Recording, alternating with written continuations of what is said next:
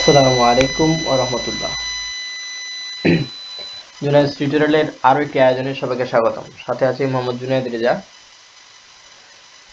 আজকে আমরা আলোচনা করব পঞ্চম শ্রেণীর ইউনিট 4, পঞ্চম শ্রেণীর ইংলিশ ফর টুডে বই, অর্থাৎ তোমাদের যে বইটা আছে এই কভারওয়ালা যে তোমাদের বই, এই বইটা আমি আজকে এই বইয়ের ইউনিট 4 অর্থাৎ ইউনিট 4 কোনটা স্যার? ইউনিট 4 হচ্ছে এই যে এটা হচ্ছে unit 4 leisure time sound practice, অর্থাৎ লেজার টাইমে আমরা সাউন্ড, ভাওয়েল অ্যান্ড কনসোনেন্ট এখানে ব্যাপার আছে। এটা তোমাকে গ্রামারে শেখাবো ইনশাল্লাহ।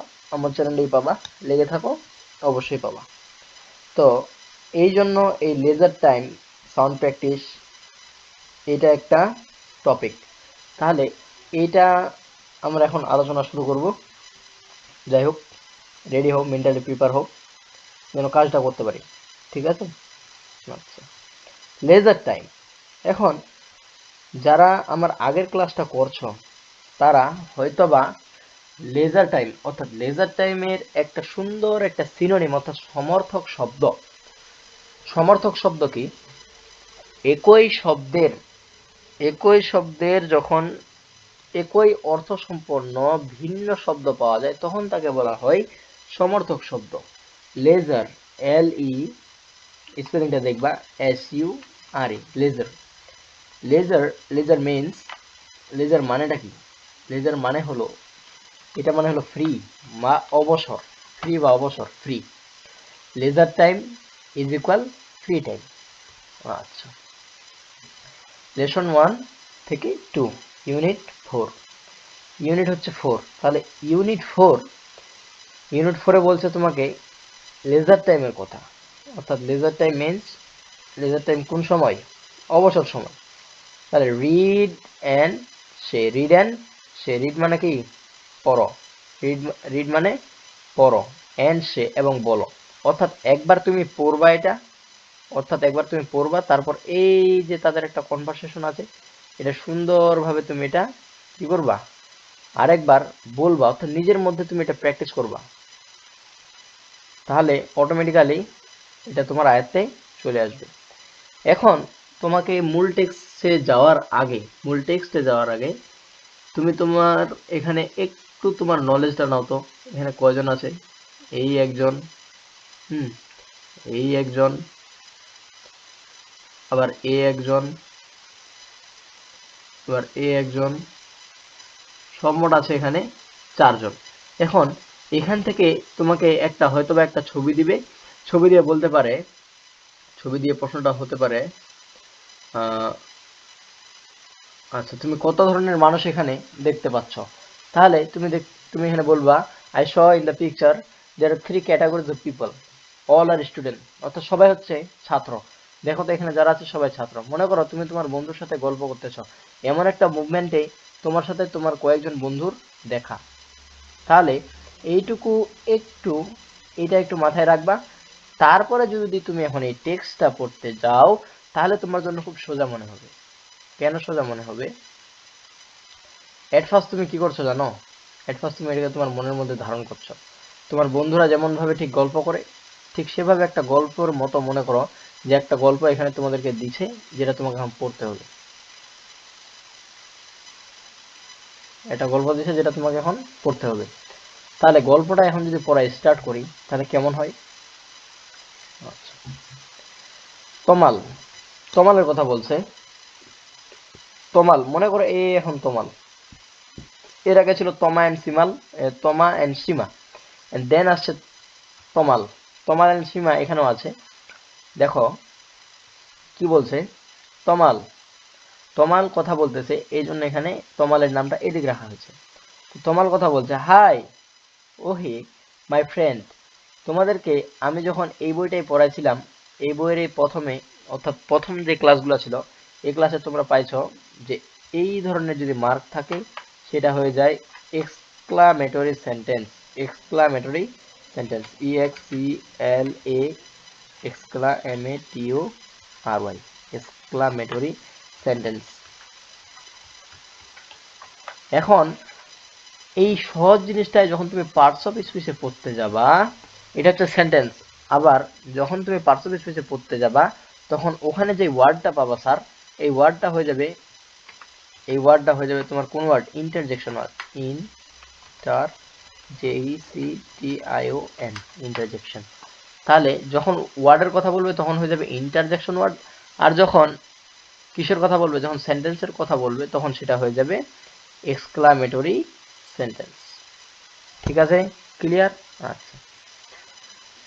হাই মাই ফ্রেন্ড, ওহে আমার বন্ধুরা, Nasrin and I are reporter for the English club magazine.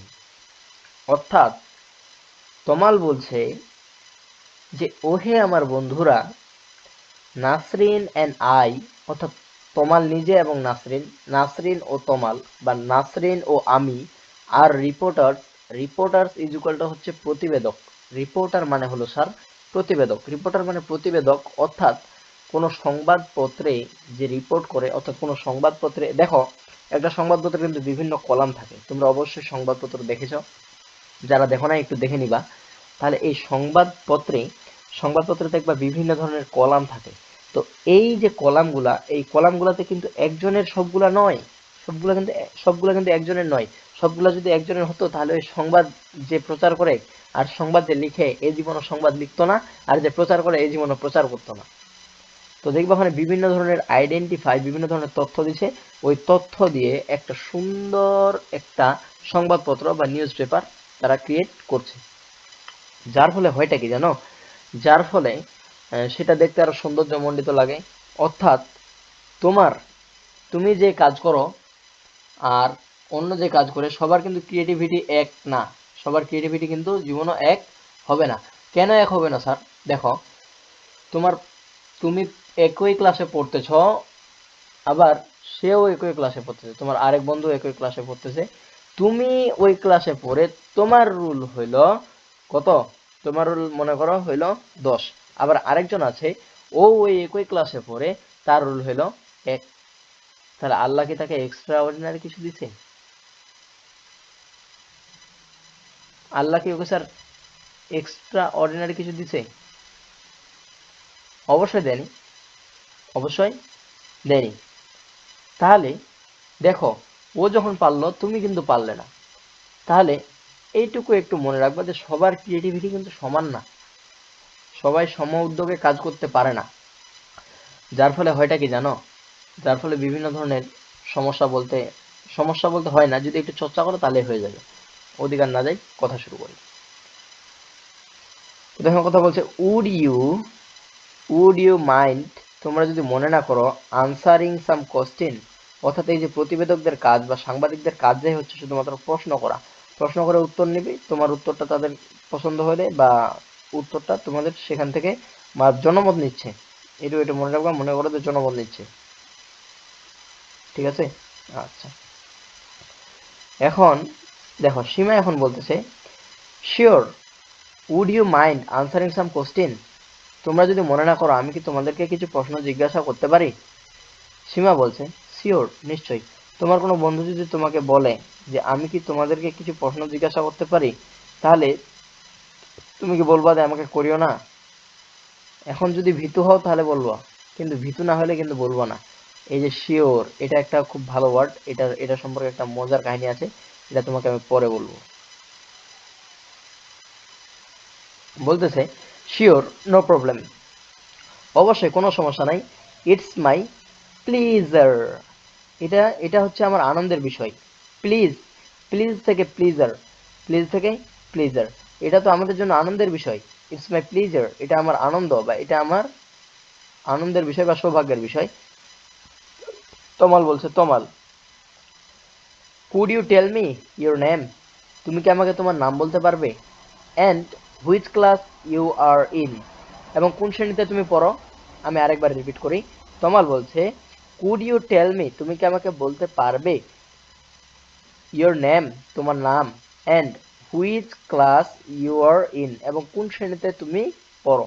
এখন সীমার according to Seema's speech, Seema বলছে যে আম সীমা, আমি হই সীমা, আম ইন ক্লাস 5, আমি হই 5ম শ্রেণীতে।